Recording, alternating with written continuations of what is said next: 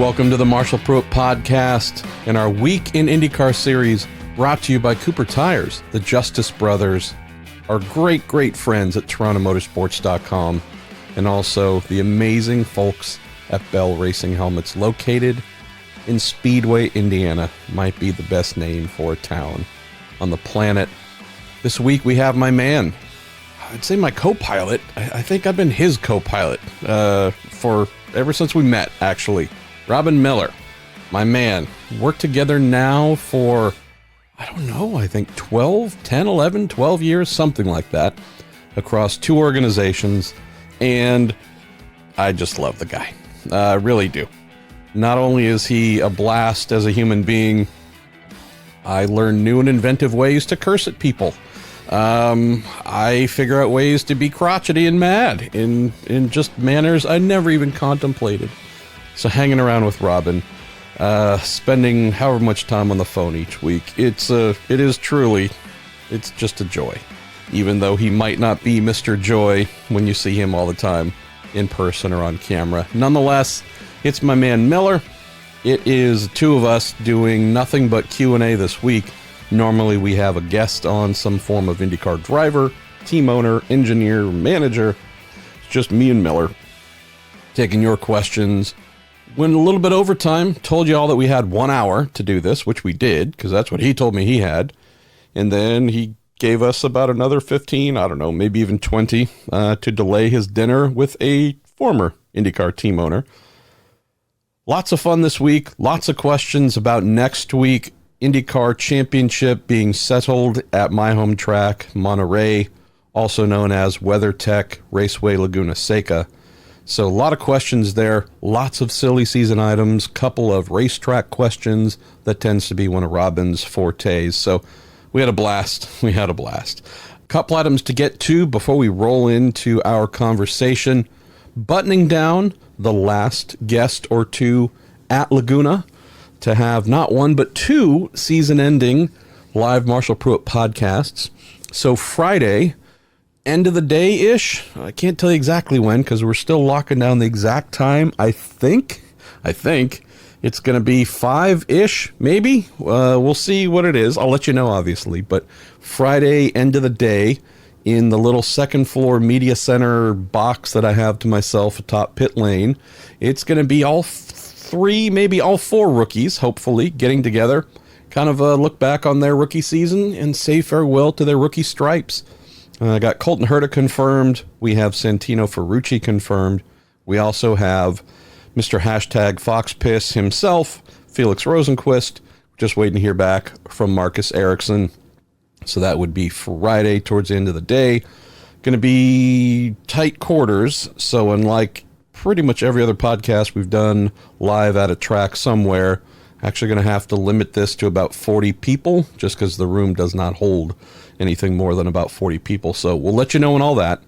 The one I'm looking forward to, I'd say even more, is going to be Saturday, the 21st at Laguna. That's going to be at approximately 4:15, still nailing the exact time. That's going to be in the infield on the Cooper Tires stage, the delightful Cooper Tires stage. Robert Wickens, friends, our man Wiki, is going to be with us Saturday after qualifying, and this is just because he's awesome. We've been trying to do something together for a little while, and he said, hey, let's wait till the end of the year and try and do something. Let's do something live. Let's do something in front of IndyCar fans. So our man Robert Wickens, I think this is going to be one of his first kind of, public-ish type events in a good old while. So can't wait to have Robert.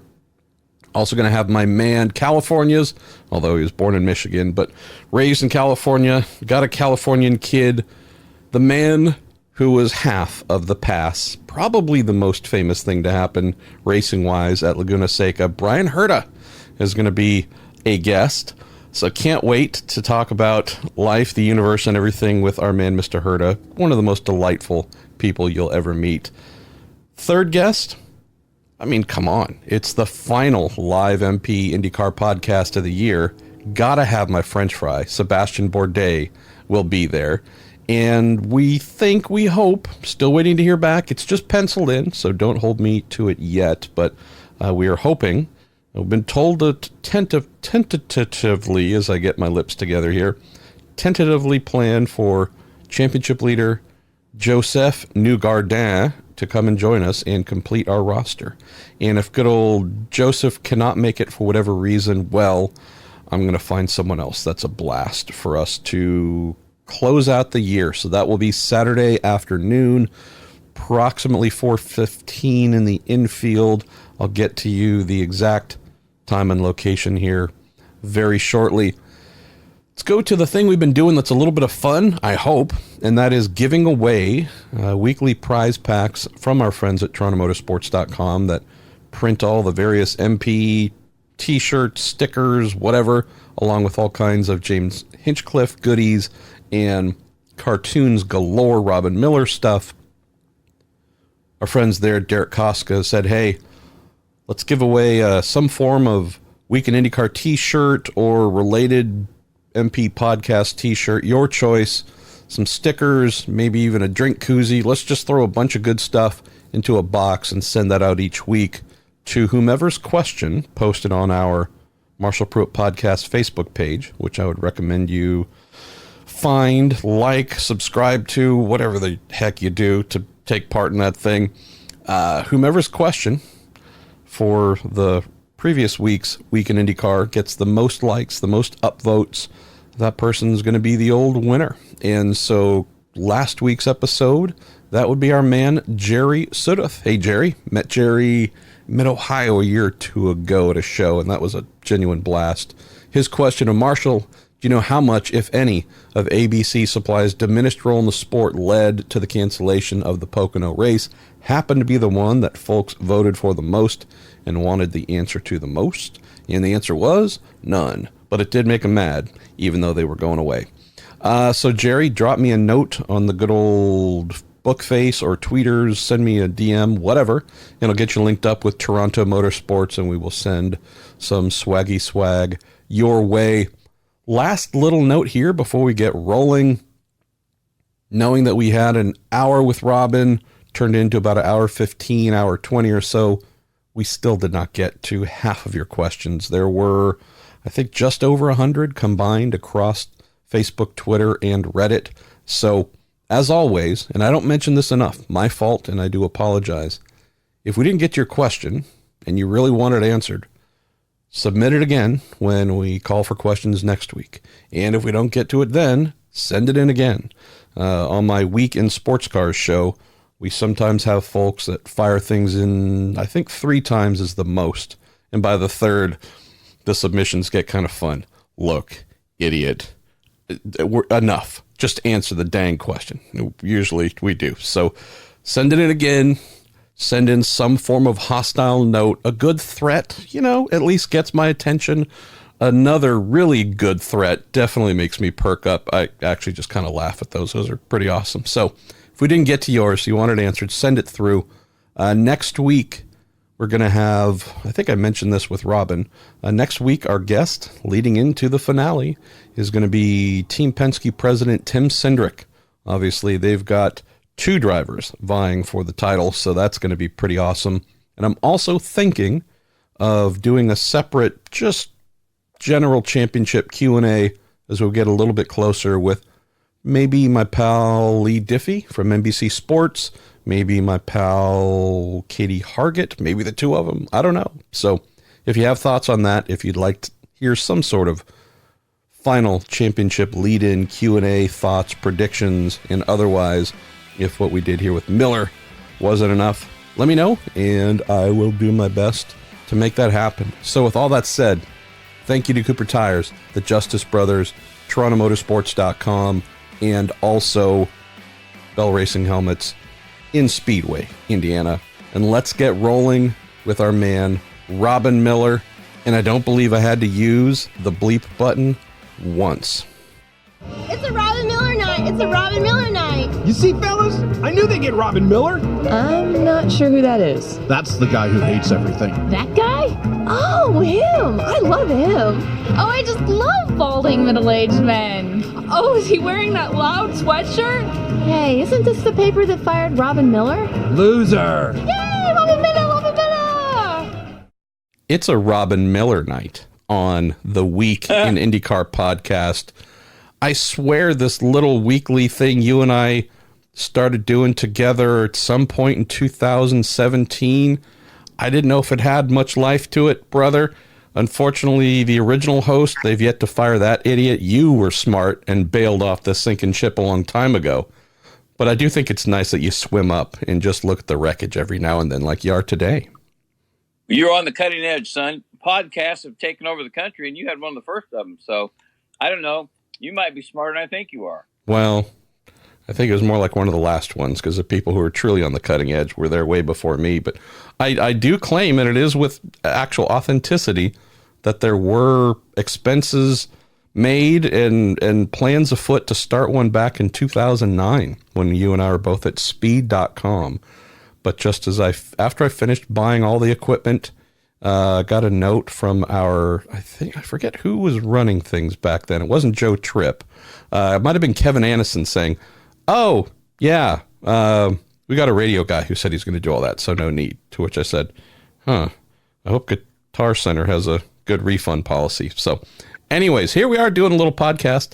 I hear, Robin Miller, that there is some race next week in Monterey, I think is the name of the city. I'm not exactly sure. And there might be quadruple points being handed out, and some person is going to be named the champion. Does that sound vaguely accurate? It does, and I think they're going to give 1,000 points if your car starts, 2,000 points if you make a lap, 3,000 points if you finish in the top 15, and 5,000 points if you lead a lap and finish in the top 5. I just heard that yesterday.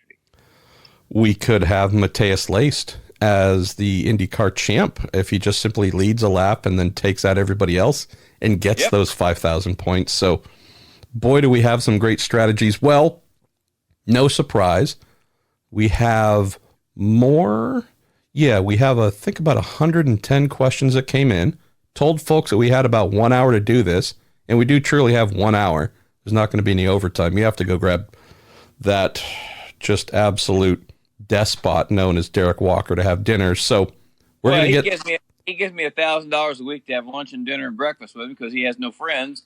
So I act like we're friends, and he pays me. It's great. It's a good gig. It's fun. He's late on his payment to me, so I actually don't talk to him anymore. He's got to get caught up on the billing.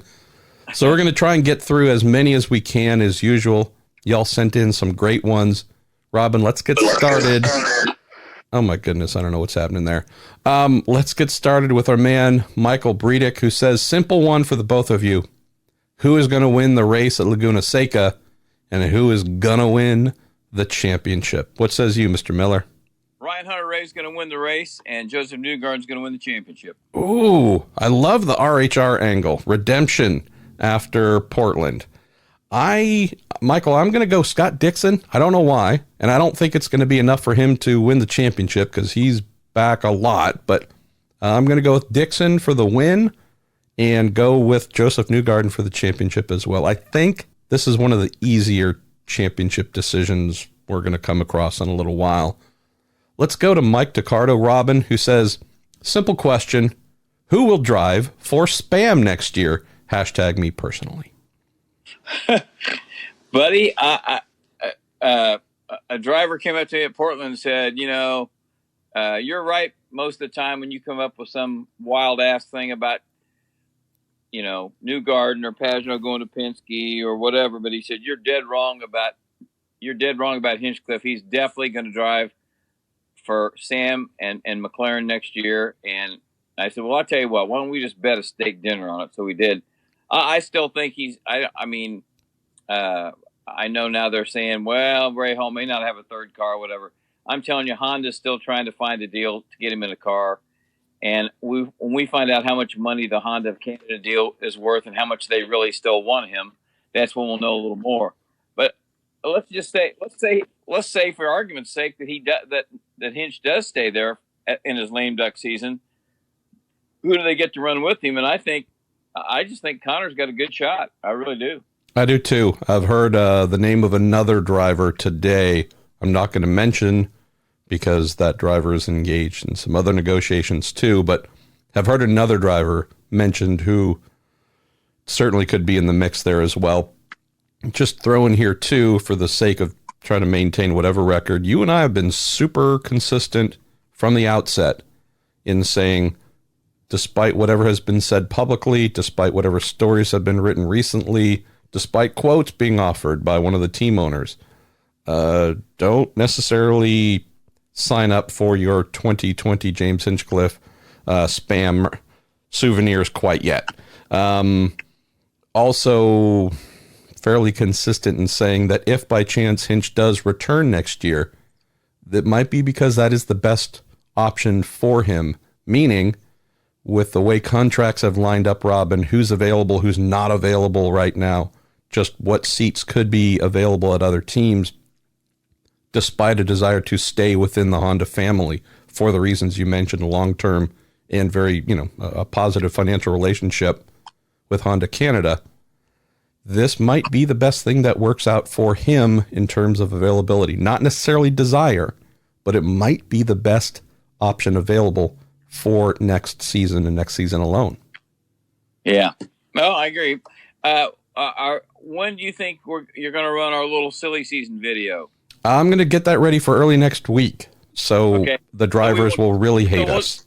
We'll leave the other part of that alone and save for the video, because we talked about who we think will be in that car next year. Yeah, for 21. Yeah, for 21. And 2021. Yeah, and I think there's something there that could play out quite a bit. Who knows? Maybe we can get that driver to give us a really good lie saying it won't happen when we see that person in Laguna. Oh, yeah. I always like it when they lie. It's great. They smile and they lie. It's the American way, son. You know that. They smile and lie. We make up all this stuff, too. We just pull it out of our backside. So it's a lovely circle of just lack of belief in humanity. Let's go to Ryan Terpstra. He says, Miller likes to bet. What kind of odds do you give to Connor Daly for a full-time seat at Spam? Also says, how about Hinch? But he says, I think I read there's no chance he's back with Spam. So we've spoken about the Hinch part. You did mention Connor. Is that a gut feeling, though, Robin? Or is that something where you've maybe gotten some other signals to tell you, yeah, there's good odds? No, I mean, I just know Connor said at Portland that he's been texting Zach Brown back and forth, and Zach seems to be interested. So I think how could you, the season the kids had, he's a really good technical driver, and I think that's what they need. They need somebody to give them a little direction. So, the timing might actually, for the first time in his career, be perfect. I also kind of I'll make it 4-1. How's that? 4-1. Wow. Yeah. I love the fact that despite knowing all the answers to this stuff, because I'm an IndyCar reporter too, I get to just interview you like I don't know any of this. This is fun. Right. Andy Bauer. This question got a lot of interest from folks. Perfect for you. What are the chances of Foyt not being at St. Pete? And what about any other teams? We'll save the any other teams for last. But what do you think, Robin? Any chance at all? Your dear pal, the man who kicks the Grim Reaper in the balls at least 5 times a year, any chance that team is not coming back next year? Based on what he said, no. He definitely said they're coming back. And he says they're coming back with 2 cars, and they're still going to have 2 shops, one in Houston, one in Indy. And I know that he's already, I think he's pretty far down the road.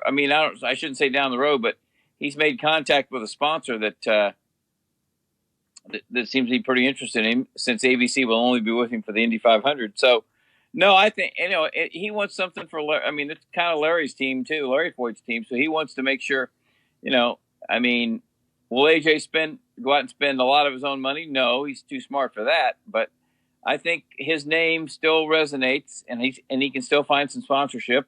And could they only have 1 car at St. Pete? I suppose that's more logical than not being there at all. Another thing too, which we're not making any grand statements here, but I would be very surprised if shortly after the Laguna Seca finale, we do not hear about some changes on the technical side. And that's not because there are bad people there on the technical side, the engineering side whatsoever. just I think as you've seen throughout your career, Robin, covering football, basketball, you name it, along with motor racing.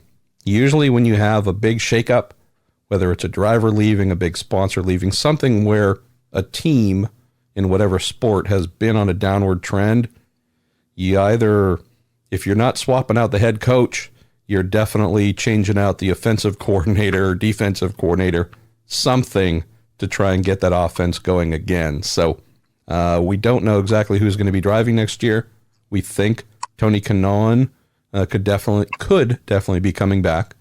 I would say odds on Matthias Leis being back are super slim, but definitely on the technical side, Robin, I think we're going to see some, I don't know if there'll be new faces, but different faces on the flight timing stand next year. What about other teams? I know I still need to catch up with our pal Ricardo Juncos to see what's going on in his world. They have struggled both on the IndyCar and IMSA side to find sponsorship and drivers to be a consistent force. Part of me wonders if Ricardo will have any upturn in fortune there to have them on the grid at St. Pete. Any other teams you're worried about? Or what about Harding Steinbrenner? That might be the other one that comes to mind. Well, I think it's going to be Steinbrenner and Andretti for Colton. I guess I should drive by the Harding shop and just to see what's going on. And they're going to make it to the last race, but what their future is, I certainly don't have a clue. I think it's up in the air.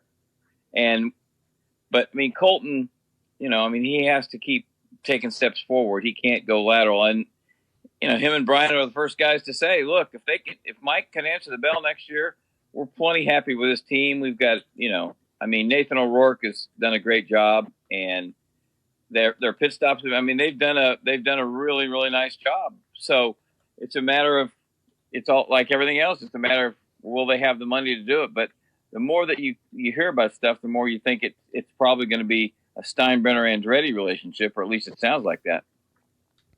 Part of me wonders, which is another thing for you and I to chase, is with Colton expected to be in that fifth full-time Andretti Autosport car, will the Andretti team or the Harding team possibly find another driver, quality driver with funding to backfill Colton's spot?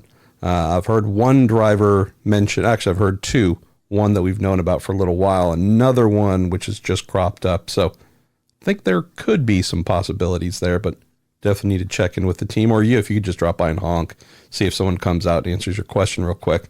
That would be a good one to chase down. Here's an interesting one for you from John Hollinger. Says, Robin, besides the advent of the internet and social media, your two favorite things, the way sports are covered has completely been revolutionized.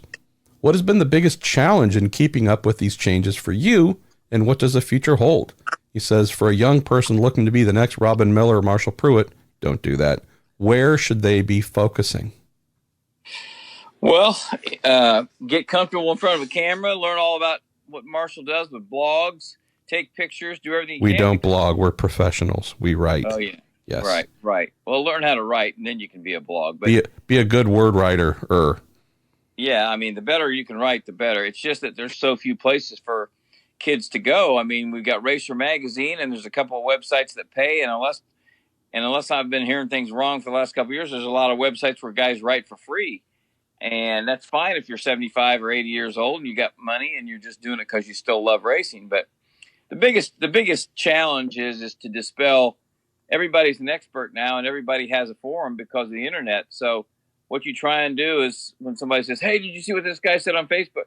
You try and dispel every rumor or every, incorrect story or fact. And sometimes, you just don't even bother to if they're too absurd. But I think that's probably the biggest thing that's changed in my lifetime, because for the better part of 40 years, the Indianapolis Star was the paper of record along with Speed Sport News. So if something broke or something happened, either we had it or Speed Sport News had it, and that's where people had to go. So that's probably the biggest change. What's the biggest change you've seen in your 30 years?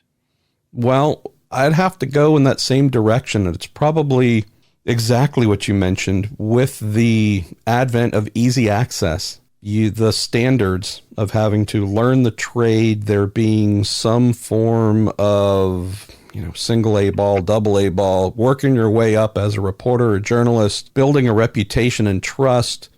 Not as if you don't have to do these things today. It's just most don't. You can indeed start your own whatever, post whatever it is that you want. And the at least traditional checks and balances of the industry are kind of honored and accepted at will. And so what we get today is, we get folks, whether it's blogging or doing video blogs or whatever, where it's not a bad thing at all. That's often, it's call that the grassroots. Well, I guess where I start to get a little bit frustrated is if that's all you do. It's just basically what I call fan media. And you go, cool, you have access, you can write whatever you want. You don't necessarily know maybe the inside stuff or have to rely on the traditional reporting from a Robin Miller or whomever to get the subjects that you talk about. That's just the thing that I find a little bit weird. Let's say at Portland, there was a story that came out that you and I saw. You and I said, oh, really? No, that's not accurate. And did not touch. There's nothing for us to write about because we knew that what was written was completely inaccurate. The follow-up to that, and good on folks are asking, was, hey, we saw that one of your rivals wrote something and you guys have not touched it. What's the deal? Did you miss it, or is there a reason? And you have to try and be polite and say, I can't question what someone else chooses to do. Just because someone else did it doesn't mean that we're going to do it. And so as a result, you reach out and say, so I saw a person wrote this thing. Is that accurate? And then you find out at times, you might not want to write that. And so you don't. So that's become something I've seen for sure, that, as you pointed out, there's a lot of folks saying a lot of things, and hopefully readers and our readers can pick and choose between those they feel have maybe earned that voice or earned the respect or whatever it is, where you go, okay, no one's ever going to be perfect. Everyone's going to make mistakes, but at least we believe this person can be trusted, versus, hey, this person I've never really heard of, who no one has really ever seen in an IndyCar paddock before, is making claims and writing stories. Maybe that's not someone to invest your full trust in for accuracy. I always say look for something better. I tell that to folks about what you and I do as well. Like, look, there's always someone better. Don't hesitate to try and start at the top and go with the best instead of starting with kind of the bottom and then relying on that information. So that's maybe my 2 cents as well. Is it even 2 cents? It might just be 1 cent. It could be a nickel. I'm not sure. Let's go to Mark Sanchez. Says, I tuned in. By the way, sorry your football career hasn't panned out, Mark, but I know. I tuned into the Brickyard race Sunday for a few minutes and couldn't help but think, why bother? What has gone wrong for NASCAR at the Speedway? And does Robin take any pleasure at how far that race has sunk? How much longer / will the Speedway continue with it? Also says, what has been NBC's take on this year's IndyCar rating? And what's been the best part of this year's coverage with the new TV deal, et cetera, et cetera. So let's start with the Brickyard, Robin, one of your favorite topics. The Brickyard 400, won by, I couldn't even tell you. It's just, they're going to have the Brickyard as long as until this current TV contract expires, because they get about $20 million in television revenue before one ticket's sold, counting the Brickyard and the Xfinity race. So it's a nice little financial bonanza for a weekend. When that TV contract's renegotiated and that crazy money goes away, will the Speedway want to continue to have the Brickyard? I can't imagine. Maybe if they're given the race without a sanction fee, they'd try it, but I can't imagine them paying a sanction fee of any substantial amount of money and saying, oh yeah, we're going to make this work. I mean, it wasn't a terrible race, but it traditionally has been a pretty bad race because it's just not a good track for NASCAR. And, there have been talk about putting lights in. Were you going to spend $20 million on lights to draw 25,000 people? I mean, it just doesn't work. And there was also talk about, let's go to the road course, which I think would have been a smart idea. put NASCAR on the road course because their two best races right now are two of their best races are Watkins Glen and Sonoma. So that'll give them a chance. I think I'd give them a fighting chance to maybe bring a little bit of the crowd back. But as much as open wheel fans, they like as many people were gloating at the lack of people there Sunday, they still had 2 million people watch the race, and that's 1 million more than we had watch Portland when we really didn't have a competition. And NASCAR continues to set the pace as far as 2, 3, 4 million people watch a race, especially if it's on NBC. But they get a couple million people on cable, which is damn good. So I think NBC's. I think they're pleased that the numbers have gone up. Not huge, but they've gone up. Indy was up a little bit, and they had a nice, pretty good hit at Pocono, and they had a pretty good hit at Portland. But we just got to be realistic. I mean, it's not going to jump up 3 or 4 points. I mean, it's going to be, we had 1.1 million people watch Portland, and there wasn't a lot of competition, so that doesn't sound that good. But believe me, when you get 500,000 people on cable, that is good. Other thing I'll throw in here quickly is not super long ago, but when we had a lot of health, vitality, money coming in IndyCar, in NASCAR, in the ALMS, whatever, I would say back in the 2000s, early 2000s, late 2000s, when there was a lot of money, there were some really strong series fighting against one another. Things were flush. The look, Series X is stumbling thing, there was at least something to it. A bit of a cheering for whatever thing you like the most, maybe at the expense of the other one. Just looking at things now, Robin, and I'm sure I was one of those people too. Just looking at things now where you go, man, half the IndyCar teams are really, if not more, are worried about their budget for next year. IMSA is downsizing in a number of areas on the team side, pulling out for this, that, and the other. NASCAR is certainly weaker than it's ever been. I mean, I don't take any delight in seeing a bad Brickyard 400 crowd because that means the Speedway is earning less money. The series, NASCAR is looking weak. I don't expect IndyCar to surpass NASCAR in my lifetime again. It was when I was young, but it hasn't been for a long time. I don't know if and when that's ever going to happen again, but I'm just trying to think of the bigger thing of motor racing and it still being around and being healthy. And it just pains me in a greater sense when I continue to see the Brickyard 400 that was once a big thing just continue to fall. So at least for #me personally, I take no delight in seeing their struggles. You, on the other hand, I know you're betting against it and hopefully making money. Actually, I think Sam Flood of NBC had all three series together since they're all three on NBC and said, listen, there's no more of this pointing fingers and laughing at each other and we're doing good, you're not. We're all in this together. We're going to promote each other's races. And if you watch the NASCAR coverage on NBC, that's IndyCar's best. It's one of IndyCar's best marketing tools. I mean, they talk about the races all weekend. If there's an IndyCar race coming up on Sunday and they're racing on Saturday night, they talk about it.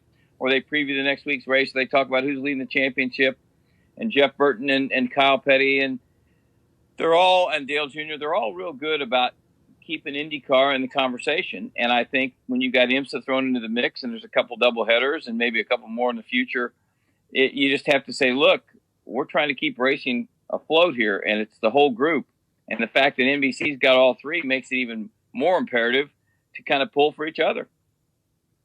Let's go to Dylan Burgett. He says, are there any big silly season surprises that are likely to come, or the deal's done, just waiting to be announced? I mean, I know there's a couple things you and I are tracking. The spam thing, obviously, whatever, Arrow McLaren SP chooses to do, I think that's going to lead the silly season. Is there anything that you can think of that you're like, oh, there's a big one coming? Or you like me thinking, I think we might have crossed off the majority of the things folks don't know about? No, I don't think there's anything left. I mean, Ericsson's going to end up somewhere, I think, because he's done a nice job and he's got sponsorship. So, and I think your buddy Renus VK, if he ends up with Ed, that'll be a good story. Oliver Askew, I'd like to see him get 3 or 4 races next year at least. So you've still got young guys feeding their way in, and you've got, you just kind of look at, is Spencer going to keep his ride? I think he is. I hope he is, and that'd be great with Ed. So Foyt's situation is a huge question mark. How many cars? Who's going to drive them? We know Kanaan wants a farewell season, and he's certainly earned it, but where will it be? And there's not too many places for him to go. So I don't think the surprises might be, will Tony get a ride with somebody that surprises? If I was Tony, I think we talked about this on our silly season video, which you're going to run next week, is that I would just try and find the best Indy 500 ride I could and make that my farewell race instead of worrying about flogging around, trying to put some deal together that's not going to. If you could go to Penske or Ganassi or Andretti and say, look, I got some sponsorship, give me a chance. I want to run the Indy 500 and have one more real good shot. I just think that would be more beneficial to him than just being an also ran at a lot of the races. I also don't think Tony would do a farewell at Indy. I think you might even call it that, but then we'd know he'd be coming back the next year, even if he said he wasn't, and back. Dylan, to be honest, I did just think of one I'd forgotten about. There is a potential alliance that I know of that I need to check in on. And if that were to happen, I think a lot of people go, really? It surprised me that same way when I heard about it. So more stuff to follow. I hate the fact that we have a lot of things we're needing to do and check in and file officially instead of break here on the good old podcast. But the podcast isn't our client. Let's go to our pals at the Reddit IndyCar group. Timely Tough 7 says, long-time listener, first-time question submitter. Want to get your guys' thoughts on the possibility that Colton Herta could sign with Penske for the 2021 season.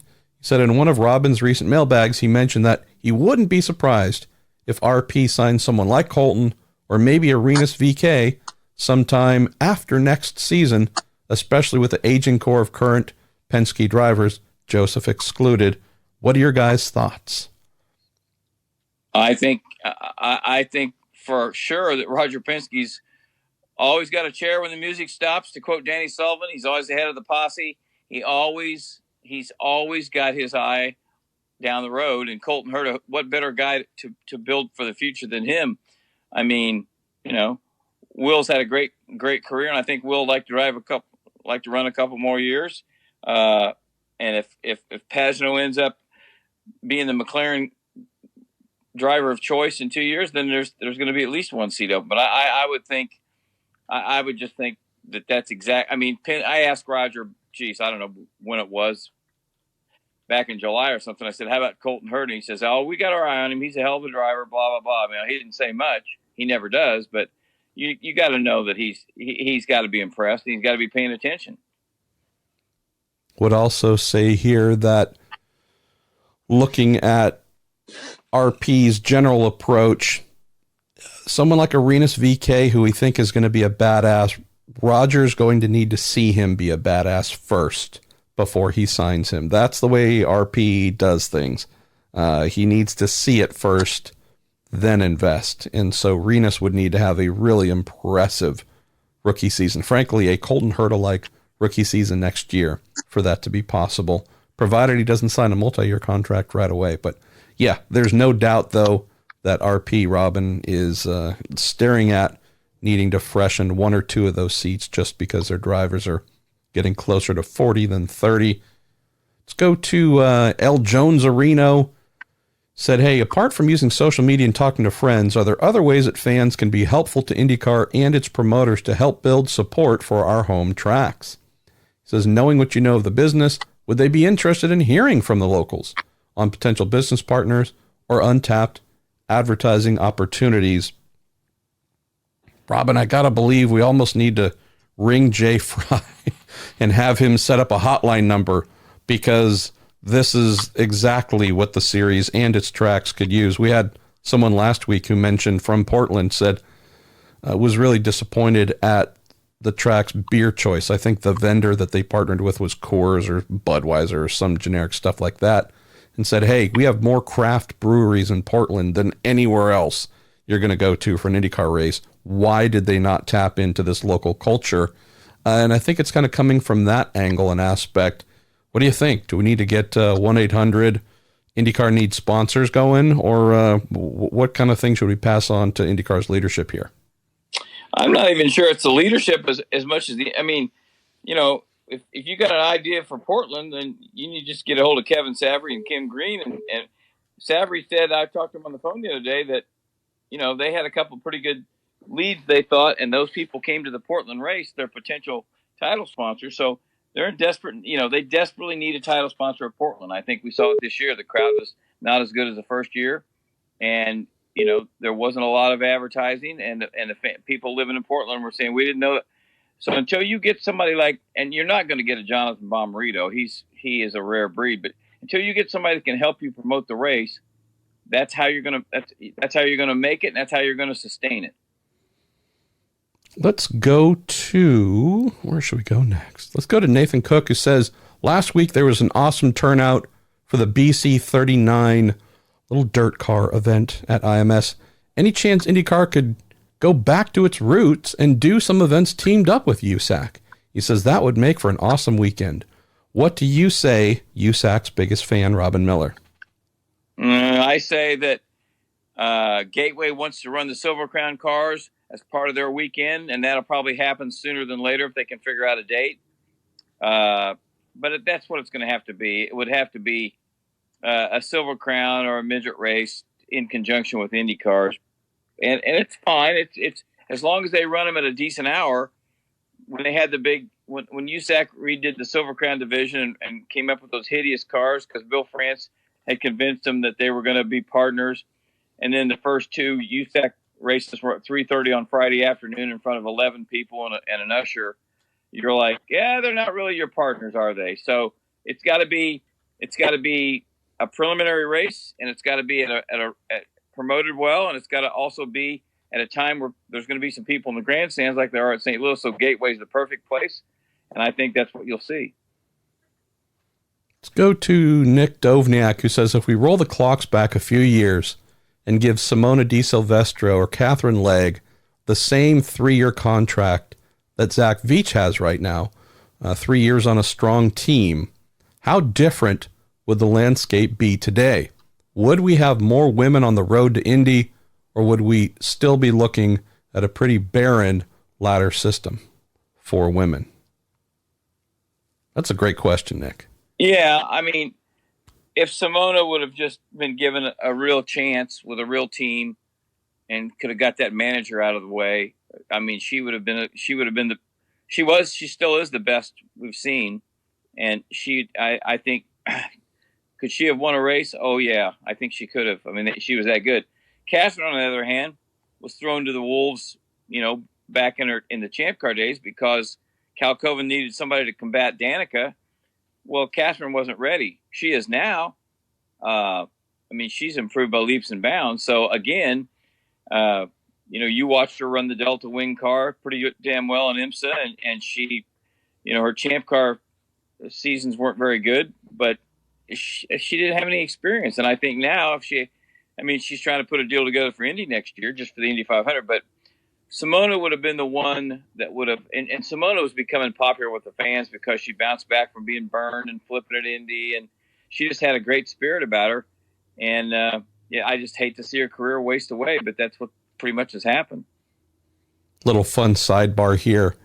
I don't want to say I made the mistake of listing my email address in an episode about a month ago, but I don't know if the person's bipolar or just a scumbag, but one person whose emails have now been filtered just to be deleted right away thought that my suggestion last week that IndyCar and the road to Indy really would benefit from having more women, that's an obvious statement, and people of color would probably help reflect the changing world in a better way than we do now. Got a great email saying we don't need women or blacks in IndyCar.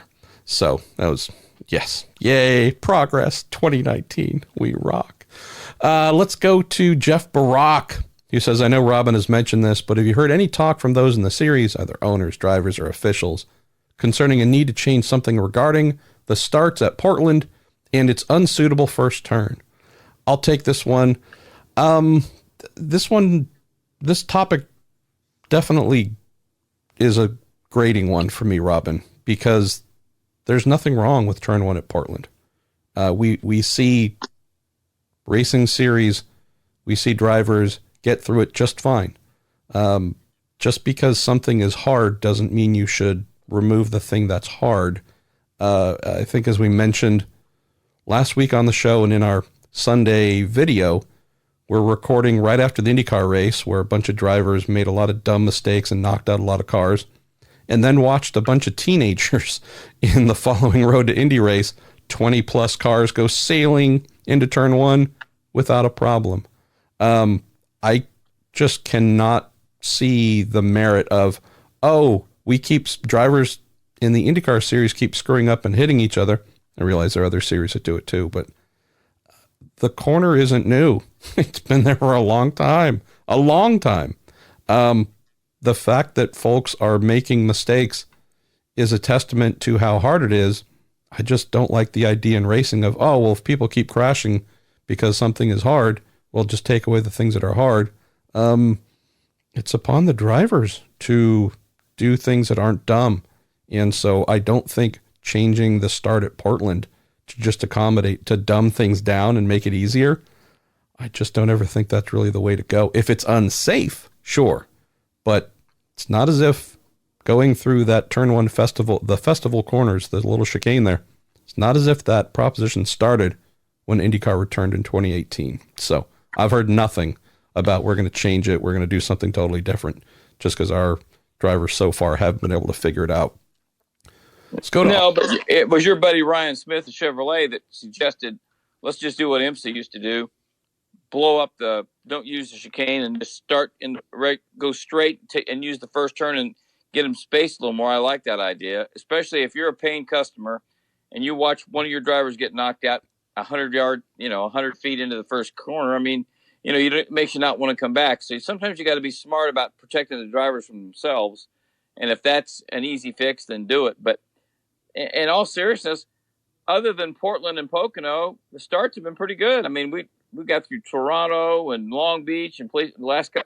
The drivers have usually been doing a pretty good job, but those two tracks, for whatever reason, that's been their trouble spot.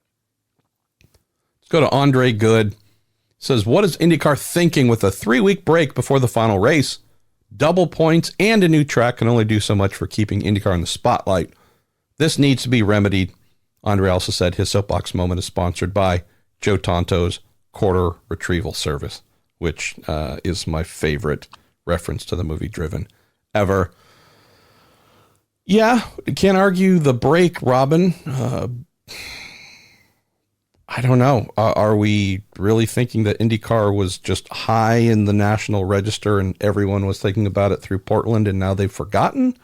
Is this a real problem or a perceived problem? Yeah, it's when you're off for 6 months, that's the problem. Being off for a couple of weeks is not a problem. And, again, you have to do what is best for the promoters a lot of time. I mean, you can't just, your ideal schedule isn't necessarily going to be exactly how the promoters can work. It's a tough thing to figure out a schedule. I mean, Steven Starks and I were talking about this the other day, just about how, everybody's like, why can't you do this? Why can't you? Well, there's a golf tournament in town that weekend. Well, there's another race the week before. Well, it's just like the Coda Sebring thing was a perfect example. I think Sebring moved back a week, and I think Coda was up against it because Texas was coming along, and then they had the MotoGP, and they were pretty much locked in until they agreed to move to the end of April, which is great because now it's probably better for everybody. But it wasn't that they were trying to screw Sebring or screw themselves. Sometimes you just don't have, that's the way it works out. Let's go to Jameen Tuttle. Says, what a year. I feel like the series continues to trend upwards with TV partners, quality shows, the new 2022 package, and fans. He says, we brought 2 new folks to the Indy GP this year and they loved it. How do you guys feel the IndyCar series is heading? Is it still up? I think competition-wise, it's what do we have? 22 cars separated by 0.9 of a second around a 3-mile road course. I mean, it's insanity. I mean, you can't. That's why I used to argue with AJ when he said, "Oh, dampers make a couple tenths difference." And I'm going, "Yeah, that's like 6 rows." So there's no serious. Rossi said it today on the teleconference. It's the best competitive series in the world, and it is. There's nothing like it other than maybe flat track motorcycles or USAC sprint cars. But I mean, for the top league in racing, I don't know that it can get much better. And I just hope it continues to trend this way. And I hope that, when they go to the new cars and the new engines, that we don't lose anything, because right now it's as good as it's ever been. I think, Jameen, the takeaway that I'm having, as we have some sort of great feedback going, I believe that we are in a position where rivalries are getting built that weren't necessarily there before. The Newgarden versus Rossi thing, while they are not super aggro on a individual level or relationship wise, I think we're just seeing something that IndyCar can work with. That's what gives me a lot of hope. We're going to do this every year. We're going to come back every year. We're going to have a series. We're going to love it, etc. But I think the series is primed with some great young talent. I mean, heck, Newgarden and Rossi are still young in their 20s, and we've now got kids not even in their 20s or maybe just barely 20 who are nipping at their heels, whether it's a Colton or a Felix or whomever. There's just a lot of youth. There's a lot of real crazy talent that's come in. I think we have a serious Penske versus Andretti dynamic going, which is great. For so long, Robin, maybe even too long, it was Ganassi versus Penske. And I think Ganassi's just, will be back in that frame, and they're still in that fight too. But this has become a real Andretti's best young driver versus Penske's best young driver thing. Now a couple years in a row. I know last year Dixon was the primary foe for Rossi as we got down to the end of the season. But nonetheless, I'm looking at what we have here, saying a few years ago, Robin, you and I are having conversations of, man, some of the current stars are getting old, going to transition out. Who's going to be there? Who can really take things over? With Josef moving to Penske in 2017, Rossi developing and whatnot, and some of the newer talent that continues to rise up behind them. We still have a Graham Rahal, who we know could be in the fight. The things we feared were a little bit shaky or unclear. I feel like we've got a lot of clarity, and I feel like IndyCar finally has something they can really build upon for many years to go now, because of all this, the youth and strong rivalries that are getting built. And there's a lot of drivers we didn't even mention there. Let's go to Kat S. Thanks, Kat. Says, Robin, you were quoted last week saying to expect some announcements at the end of the week regarding driver lineups. So we haven't heard anything. Any updates on that front you can share here? Did you lie to folks? Oh, we already said we're liars and scumbags and whatnot in the beginning, so that's to be expected. God, I don't remember saying that, but I probably did. I mean, I don't know what. There was nothing till after the season. We knew for sure about McLaren Aero SPM. That's going to be after the year. And Foyt said in the story I wrote, him and Larry will decide at the end of the season after the last race who the drivers are. So I don't know. I don't drink, and I haven't done heroin for a couple of months, so I'm not exactly sure why. The meth is looking good on you, though. The meth is looking good. Well, it's taken a toll on my teeth, but that's okay. Fair enough. That's why you've cut down on the hard candies. I got it. I know. To answer his question, there's nothing. It's a her, but that's okay. Sorry, Kat. There's nothing that's. I don't think we're going to learn anything unless Ed Carpenter would tell us who his drivers are for next year at Laguna. I think that's maybe that might be the only.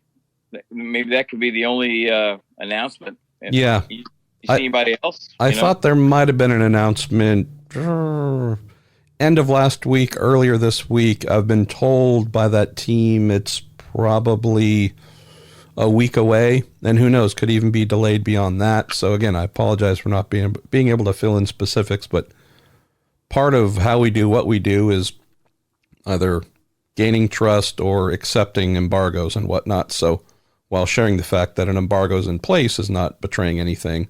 There's been a few things, Kat, that I would say would have happened, as Robin mentioned on that timeline, that maybe have gone a little bit sideways due to whatever things behind the scenes that I don't even know if we have a full picture on. I spoke with one team owner today who said, yeah, we just had some things kind of blow up. And so we thought everything was done. Now they aren't. Got to get them fixed, but I'm confident we're going to get them fixed. Just can't say exactly when we'll be announcing it. So it's kind of a normal thing, to be honest. A little bit of inside baseball. Hey, this is happening on this date, at this time, at this minute. You always write it down. You also don't necessarily expect it to play out that way because changes tend to happen in motor racing. Let me go to answer a quick one here, Robin, from Lord of the Tires. It says, with the auto industry going to 4-cylinder engines, is it prudent for IndyCar to be regulating a 6-cylinder formula instead of the 2.4 liter? Maybe. He says, my understanding is that if you can specify the bore, boost, displacement, and RPM, etc., it would be possible to balance the various cylinder configurations of a V6, inline 6, inline 4, etc., to prevent one layout from being uncompetitive or cost prohibitive. These are all the things you just talk about endlessly, Robin. I can't believe you're taking this question and not letting me handle it. That kind of pisses me off. I know. It says, partially related, I know Honda went to a twin turbo configuration after their single turbo was uncompetitive, but why were the rules rehomologated to require twin turbo? Me personally, I'd like to see one design. If it's so obviously superior, to just let the manufacturers make these decisions themselves instead of regulating it through the rule book. Best wishes to me and my family. Thank you. No best wishes to you. So I guess you're a bad person, Robin. I hear you. I don't disagree. I've said the similar thing for a while. Hey, why not give a general framework and let the manufacturers choose what they want? But then you learn, well, we wrote these rules working with the manufacturers, at least the two that they have. And this is what they felt was most relevant. So in asking, what we have here is at least the two that are playing. We don't know if there'll be more. We hope, but we don't know. This is what they want. And just from a really practical standpoint, if Chevy and Honda say 2.4 liter twin turbo V6 works for us, and they're the only ones making engines, leasing engines, and supporting the series, that's not something to mess with. Nope. Let's go to Sean Olmstead, who asks, have I seen the new safety improvements to the track at Monterey yet? And if so, will it make a difference? I've seen a couple, Sean. Some tall fencing put up in places, say the exit of the corkscrew on the left that weren't there, that some of my photographer friends are really grumpy about. I'll have to take a closer look. I didn't get out a lot during August's Rolex reunion, the historics, but I will certainly be taking a look this weekend when I'm down for IMSA. So maybe I will remember to comment back on this. Here's something for you, our master of tracks and scheduling. Comes in from Rick Billingsley, who says, Robin, what does IndyCar have to do to get another oval on the schedule? He says, preferably something under a 1.5 miler. Well, they're getting Richmond, brother. That's a 7/8 of a mile. I don't know what else. I mean, that's. You replace one oval with another, and you still got 5 on the schedule. So, I mean, as tough as it is to draw people at ovals, I think we're kind of until somebody, I don't know, we've pretty much exhausted. I keep people saying, "Well, let's go back to Loudon." Oh, great, yeah, and draw 10,000 people. No, I don't think we need to go back to Loudon. And I'm not sure that everybody every other week it's Michigan or it's Kentucky or it's Chicago. I think Kentucky might have maybe an outside chance someday, but who knows? I mean, if they don't want you, you can't go there. I only write that every week. If they don't want you, you're not going to go there. And Dennis Bickmeyer and Richmond have been working on this for 2 years. They wanted IndyCar back. They want to try again. And I think that it'll be successful because of Dennis and those people know how to promote, and they're ambitious and they're enthusiastic. And that's what you got to have. Well, that's kind of crazy reasoning there. Well, it's pretty stupid. But. Yes, that's okay. The folks still listen to us.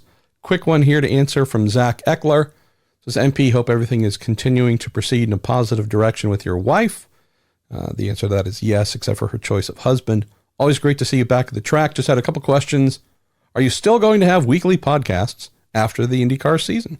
Well, the answer would be yes, Zach. We've had weekly IndyCar podcasts since we launched. Robin and I launched the first one, and whenever we did that in 2017. So, yes, we don't stop because the season stops.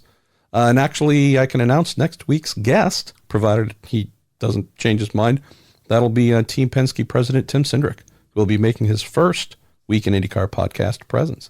Also says, what is your view on the aero screen as far as setups are considered? Will they have any data that they can use from previous years for the 2020 car configuration?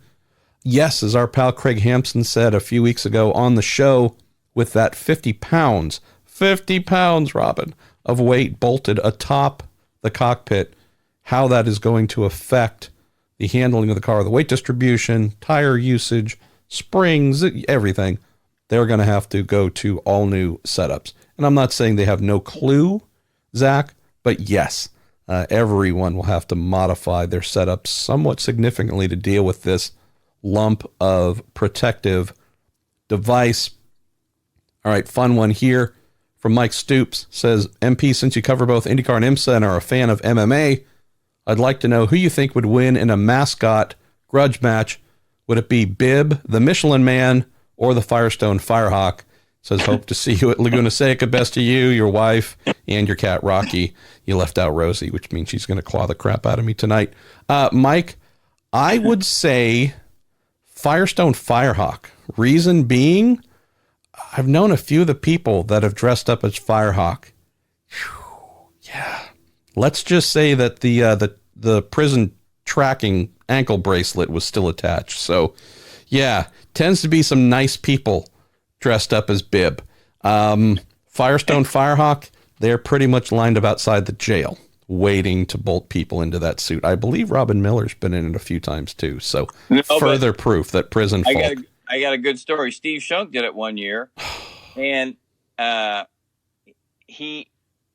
was married to Ashley Judd, and Shunk, first he bumped into her twice, and that pissed her off. Then he stepped on her foot on purpose, and she's really starting to get nasty about this, and she's about had it. And I'm not sure if we include Dario in and who the Firestone Firehawk was, but after about the one more time, she just about snapped, and we finally tapped her on the shoulder and said, "By the way, that's Steve Shunk. He's having some fun with you." So that was my favorite mascot memory. So, kidding aside, obviously our friends at Firestone wouldn't be hiring at least known convicts. But yeah, I've seen a couple folks get into the Firehawk suit that you're like, all right, I think they'd win in a good old MMA mascot grudge match here. Let's go to Robbie Bergeron as we wind down to about the last 10 minutes or so. Robin, what odds will you put on Josef Newgarden winning more championships than Scott Dixon at this stage of his career? Meaning when Josef is 38, 39, and he says, what's your over-under on how many championships Josef wins before he retires?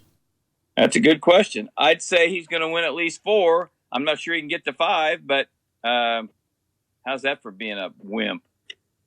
I'm in agreement. I think Josef is going to be in the 3 to 4 range, which is some fairly rarefied air. Getting to 5, knowing that I still think Dixie can get a 6th before he retires, yeah, I think that might be. Keep in mind that Dixie won a championship, in his second year in the series or in IndyCar, something like that, third maybe, whatever it was. 2003. So he had a year of kart, right? Yeah. Do you have 2 years in kart or one? I'm forgetting at this point, but yeah, it was with Pac West, then moved over to Ganassi in the Earl, and keep in mind that Josef really was not in a championship winning situation until I think his 5th year, 6th, whatever it was. He'd been in the series for a good while. So just, had Josef been in a similar, that Penske hired him after his first year, maybe second. Yeah. I just think Dixie might have had an advantage of time and youth to get started on that front. Let's go to Lance Snyder. Robin, how many for F's sake do you say weekly when you're reading potential mailbag questions? I know the answer to this one, but please just share with folks. What is the experience like knowing that you get the same question over and over every week from good folks who I think read the mailbag, but still, for whatever reason, don't see the fact that they're asking something they likely read the week before? And what's it like knowing, I know how guilty you feel sending me technical questions to answer that I'm answering for like the 7th time in a span of 2 weeks or whatever. What is that like, and how many F words are thrown during this process?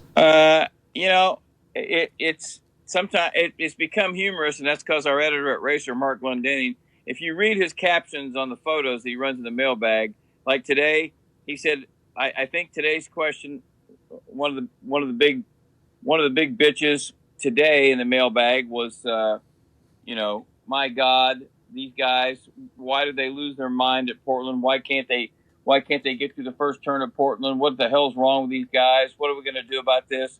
Are we going to have to, how about start them on the backstretch or whatever like that? And if you saw Mark's response, it was pretty funny because I'm looking for it right now because that's why I'm stalling for time. I want to make sure I phrase it right because I think he says something about a magnet pull. There's some kind of a magnet pull at Portland that puts. So you got to read his.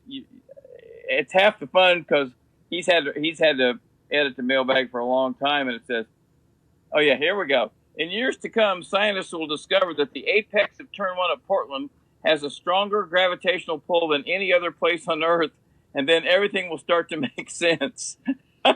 Wow, that's pretty funny. So when are we going back to Cleveland? By the way. Yeah, well, sadly, in all seriousness, I think they're tearing Burke Lakefront Airport down, which is sad to hear, but that would be the end of any chance of ever going back there. But when people write the same questions, you just have to think, okay, they skim over the mailbag if it's 10 pages long like today, because that's a lot of questions and that's a lot of answers. And that a lot of people don't have that kind of time. But you can never get mad because people take the time to write. And I'm always amazed 12 months a year that people write in and you'd like to see them. There's some really good questions, and there's some really passionate people that write in.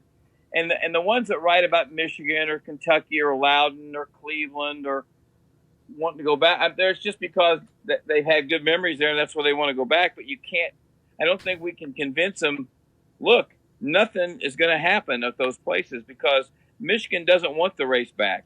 Chicago doesn't want the race back. Loudon doesn't want the race back. Pocono didn't want the race back until they got their second race taken away at NASCAR. So, it's you don't get mad. It gets to be humorous. And now that Mark Glendining's made made a little game out of. Be sure and read the captions to the pictures because they're pretty funny. Okay, we're going to hustle through a few more here. We just kind of lost you there. I think that was Derek trying to send a little Scud missile your way, but. All right. Well, if we got a little bit of extra time, then I won't read things. I should have never said that to you. It's all right. So we got another 6 hours left. Let's get started here. Let's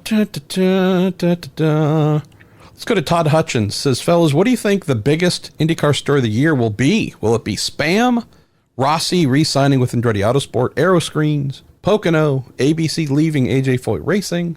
Something not listed or coming soon to a media outlet. I got my pick. What's yours? I would have to say the story of the year are Colton and Santino.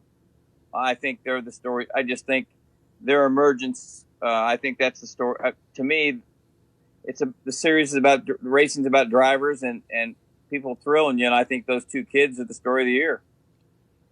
I think it is miracles can still happen at the Indy 500, Todd. It's not just McLaren failing to qualify.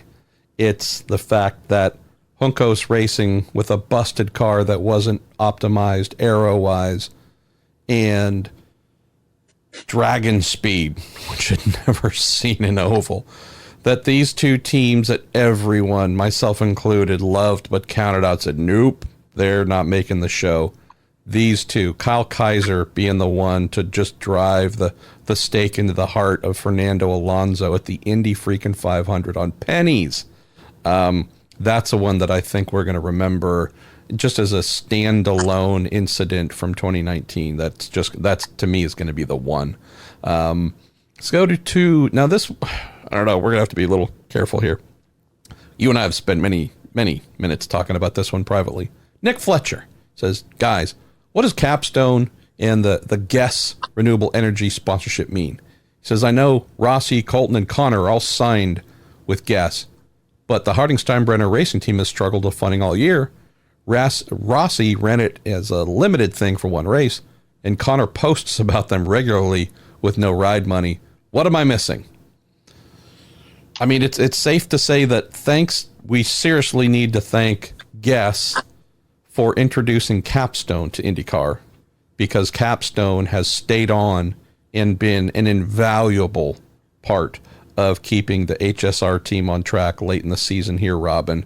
But folks with good eyes would note that Guess has gone away altogether, right? Right. No, you put it, that's the best way to put it, brother, just how you did. Without Capstone, I don't think we'd have seen Colton Herta the last 2 or 3 races.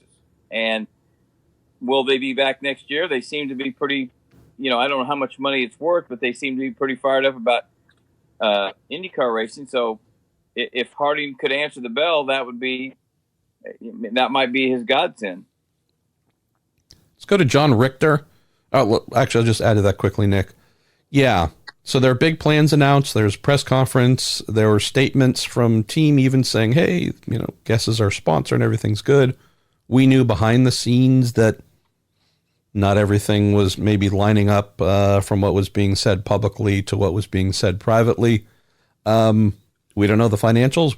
Unfortunately, despite asking, no one would send us the contracts to look through. I just look at, there's the folks who say they want to be here and they're going to do big things. And then there are the folks who remain here and actually do things. And not saying anything negative against Guess. I just know that they were on cars and are no longer on cars. And Capstone, which I don't think was ever really announced as being a big player, has actually decided to stay independently. And they're doing good things to keep a young driver on track. So whomever's been on track because of the money from either two organizations, that's awesome. And as always, I'm happier for the ones that have decided to stay and continue to invest in the series. Let's go to John Richter, who says, is there a possibility of Ganassi entering a third car and having a technical alliance with Michael Shank? He says, will Shank be on the grid for all 2020 races? I hope so. They deserve to be. Last part I'll take, Robin. I think we are going to hear from Shank that they will be in for all races next year. What are you hearing about the potential technical alliance between the team and Ganassi? And do you think it could be possible for Ganassi to both find someone with a budget that would put a third full car on the grid and also link up with someone to help them run their deal as a bit of a technical alliance?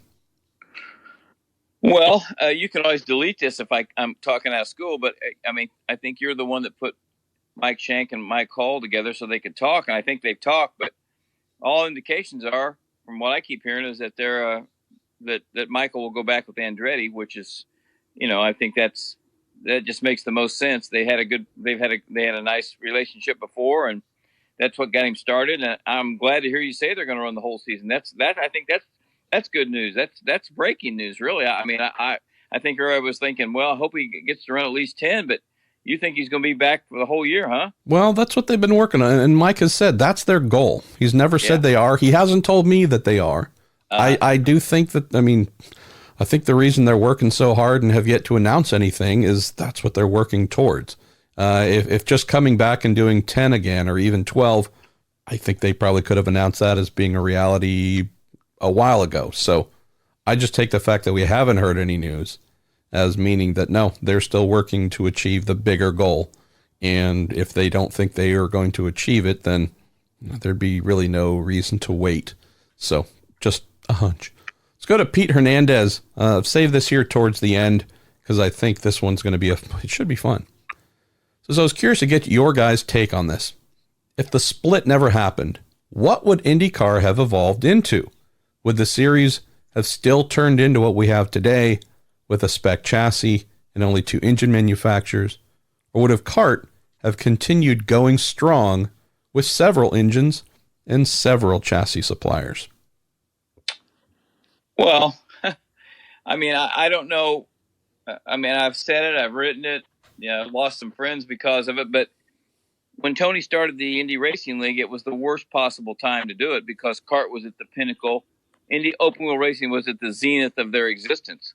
the best sponsors, the most cars, the most fully funded cars. American drivers just bringing their helmets without bringing money.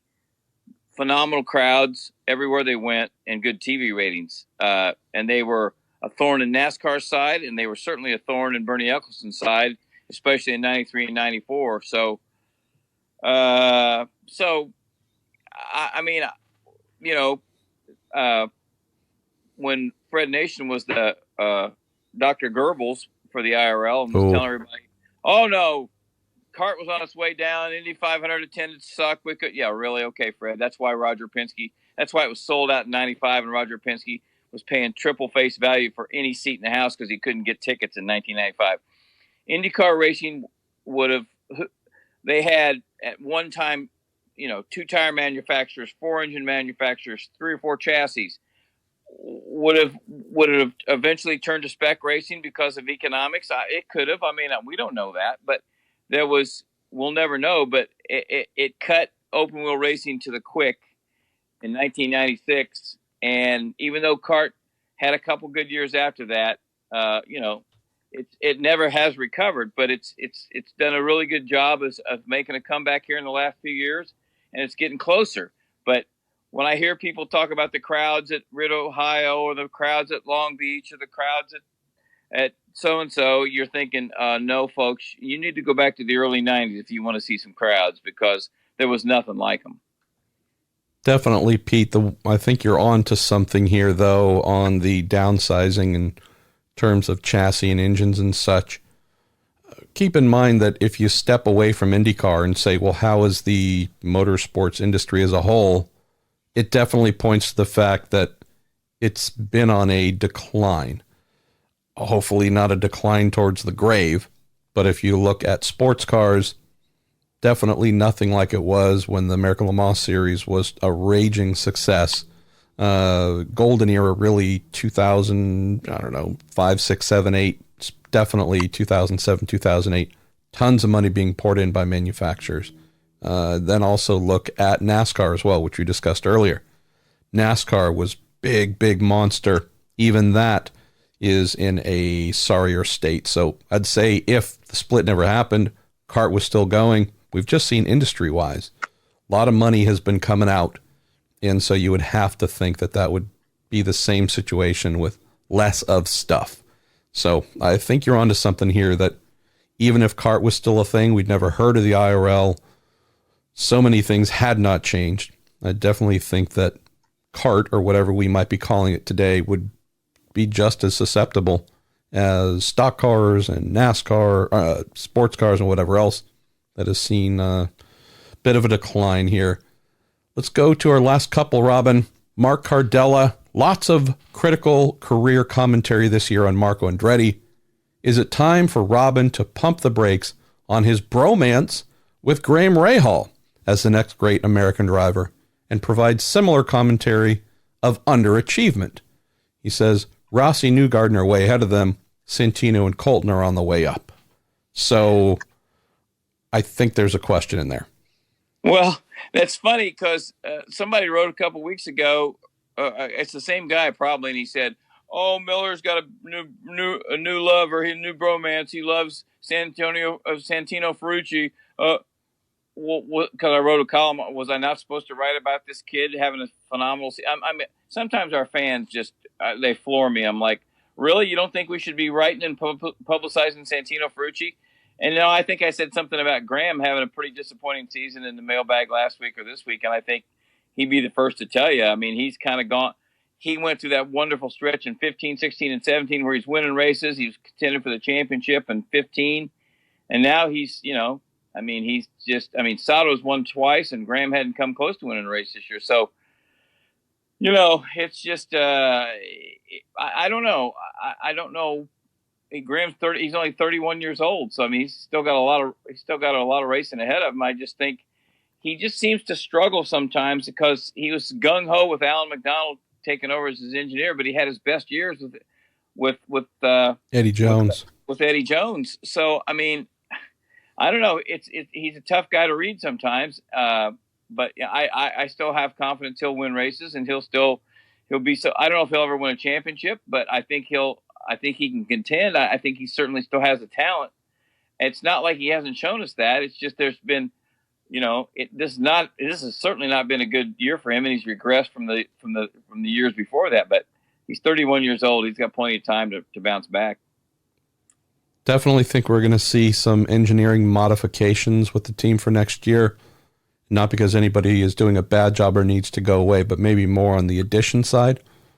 I think a technical director of some sort would definitely be an appointment I would expect to see there. And I'm not sure how you do this, knowing that the team is not just solely built around Graham.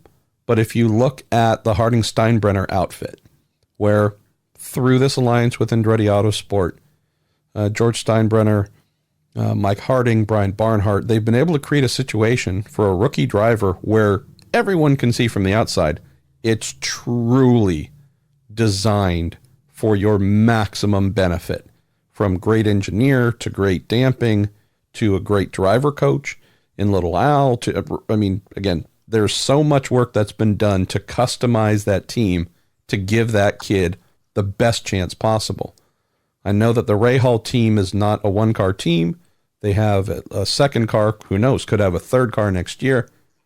Part of me thinks, I know they obviously try and give their drivers everything they need to succeed, but does there need to be just a further step to say, okay, what can we do now? Is there more we can do with Graham at this stage? He's definitely a veteran among veterans in IndyCar. Are there further things that we can truly customize the entry for him on the engineering side, on whatever side? Add things that are going to make him as comfy and be in that happy, successful spot he was a few years ago with Eddie, so he can truly deliver on what we know he can do. We know he has the talent. We've seen the wins. We've seen the speed. When the car is right, few people pass more drivers than Graham. Qualifying is the one thing we've known all year, right? That, boy, qualifying better would be a big upgrade for how he could finish. Just think they might need to look at, okay, I know we're a multi-car team, but what can we do to customize things a bit more for Graham to get him into that happy spot? All right, going to go to two more, Robin. And for those, again, who did not get your question answered, don't be afraid to send them in again if you really want them covered. Going to go to Greg Liver's Edge, who says, can we talk business for a minute? He says, without getting into the actual dollars and cents, what drives your guys' businesses as writers or podcasters? He said, does it all come down to clicks, shares, and downloads? He says, for example, when you post a link to a racer article, I click through your link. Does this improve your exposure compared to loading up the article through racer.com?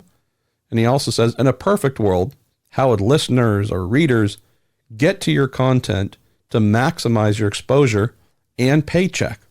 That's a great one, Greg. And I don't know if Robin and I have ever really discussed. That's a hell of a question. Yeah. So I don't know if Robin, you and I have ever really discussed the financial end, since we're both, I guess, contractors. Freelancers sounds a little bit fly by night, but I'm happy to at least share from my end, Greg. I am and have been, actually, I guess I did kind of sort of work for Speed. I don't know. It's been a while. I don't remember. I have preferred to have clients to be a genuine freelancer. So I am a small business owner. I guess I am my small business. I believe, Robin, you are your small business. At least the way that I do things, brother, is I'm not into you're going to pay me per word, per article, per whatever. My preference has always been, let's just figure out a flat rate that makes the two of us happy. And that's just the thing. So I'd rather, and this is the thing I've done, is say, look, I don't want to have to spend 20 hours a month on billing, right? And itemize every little thing. And on this day I wrote this and it was this many words, which equates to this time. Look, let's agree on an amount per month. Let's just make it a la carte, whatever, within reason. You know what you're going to get. It's going to be a lot of stuff. And that's what has worked best for me with my clients. And I guess I've been fortunate to have some primary clients like Racer and Road and Track for a long time now. What about you on your end? knowing that, I guess in theory, you've been hired and fired more than I have? Well, I'm a media whore. So are you. True. Yeah. Words for hire. Incredibly lucky that the only job I ever really got fired from was the Indianapolis Star. I did get fired from the Champ Car website for calling the car owners idiots. So okay, that was the two times I got fired. But I was lucky enough to write for ESPN and work on RPM Tonight. And then Speed came along, and we had Wind Tunnel and Speed Report and Speed News and writing a column. And I think we were paid. I can't remember in the Speed how the Speed days worked, if we were paid by the month or the stories or whatever. But then along came Paul Fanner and rescued us, and thanks to David Mousher, because he pushed it. And having a guaranteed sum of money every month from Paul and racers, more than you could ever. Almost 70 years old, been doing this 50 years. I mean, you can't ask for a better deal than I got. And then NBC is just the icing on the cake. I mean, I hide lots of times in the production meetings because I think maybe they'll forget I'm on the payroll and go, are we still paying that idiot? What? Is he on the payroll? Is he wearing a hat? Get him out of here. So, when these kids come up to you and say, hey, I want to do your job, and I really, you just feel like you want to say to them, young man, I wish you the best of luck, but nobody's going to be as lucky as I've been. I mean, there's just not. It's been timing. It's been the fact that you can outlive people. But, we've watched all these wonderful on tracks and all the great publications we used to work for fall by the wayside. And thank God racers still standing. But there's just not much out there for kids that are coming up out of journalism school, and they want to do what you do, Marshall, or what I do, or David, or anybody like that. It's really hard to find a job that pays a decent living and a decent salary. And I consider not to sound like Lou Gehrig, but I do consider myself one of the luckiest men on the planet, just because of the good fortune I got now as I steam towards my 70th birthday to have two good jobs like I got. And you and I are very fortunate to have had two careers in the same sport that we love, starting out on the team side and then moving over to the media side and such. I mean, that's a fairly rare move. Usually, that doesn't happen all that often. So we're very fortunate on that front. So just to close here on this, Greg. Can I add one thing? No. I turned Roger Penske and Dan Gurney down. They wanted me to join their engineering staff back in the 70s, and I told them I'd rather write. Well, they both had very complex toilet and commode systems at their shops, so they were really hoping you could get those tuned up for them. Greg, the thing to know is whether it is reading an article by going to racer.com or clicking through from something Robin or I might post on the good old Bookface or the tweeters or wherever. It's all positive stuff. And I guess the other answer to this is we don't get paid more or less. We probably would get paid less if folks didn't read our stuff. I guess we're fortunate to be somewhat established in what we do, that we have a pretty healthy readership base between the two of us. But yeah, honestly, just reading and being awesome and being, encouragement's always a good thing. As Robin mentioned, there aren't many destinations where those who cover motor racing can earn a true living wage, much less one where, I mean, granted, you've got like 37 kids spread throughout the world, but for someone like me with, a wife and a family and kind of being vaguely halfway head of household, this is something that I'm very fortunate to make a proper living doing from the thing that I love. I just know that, is there a fear in the back of my head that said, if that were to change at Racer, how much is out there to go and chase afterwards? I mean, we're definitely down to not many, as Robin mentioned. It's not like there's a big, long list of options, and this is, we could go anywhere we want. Heck, I know I've had offers to go elsewhere recently and turn it down because I'm super happy with what we have at Racer and the, Paul Fanner in particular. I'll just throw this in because it's true, even if it's a bit sappy, Robin. With the stuff my wife and I have been going through, this is now a year and a month since the breast cancer diagnosis and going down this road. I've never had someone from a client standpoint stand behind me as much as Paul has. and the entire racer team. And I don't just mean through words, hey, we're there for you. I mean actions. Oh, yeah. I won't get into all those actions because that's, private. But truly, you go, if things went sideways, who would be there for you? You've been there. A lot of folks that I never questioned would. I never questioned that Paul would be there. I just didn't know it was going to be this holy crap. Like, yeah, set the standard for having someone's back. So you go, look, I'm going to be with Racer as long as they want to have me. And if they don't want to have me, then I'll respect that and go somewhere else. But there's no temptation elsewhere because this has become a true family. That's the thing that I think you're saying, Robin. That's the thing that there are so few of those left in the sport that while I encourage those two to say, hey, I want to do what you guys do, I go, great, good luck. Don't come for my job, though. I'll fight your ass up and down because I'm not getting rid of it because this is about as good as I think it gets. So, yeah, Greg, but I think, for those that do have to itemize and make piecemeal income from doing a $200 story here and covering a race there for this, that, and the other, it's hard, man. And it weeds out the folks who really do or don't want to do this. So, yeah, the gravy days, not like they were. I got one other thing to say. I drive Mark Glendenning, our editor, and Marshall crazy because I'm always saying, hey, is it good to have 1.5 thousand shares? Does that mean 1.5 thousand people read it, or what is it? I've been driving them, and they're like, look, we can figure out who's reading the story, how long they read it. But the good news is I think Racer's the place to go to for IndyCar stories and news, and we're happy that's the truth. We're going to close with our man. No, yes, I'm sick and tired of talking to you. I've been hoping I'd be rescued by Derek Walker to yank you away here, but yet another failing. Text messages. You're on his list. He's going, where the hell are you? He wants a free meal. All right, we're going to close with our man, Lance Snyder. I love Lance. He sends in the best stuff.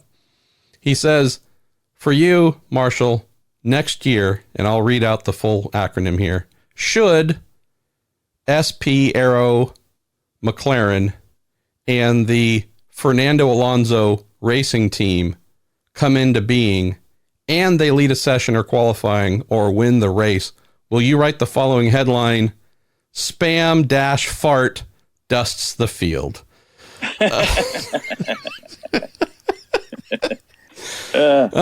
Yes, the good old Fernando Alonso racing team.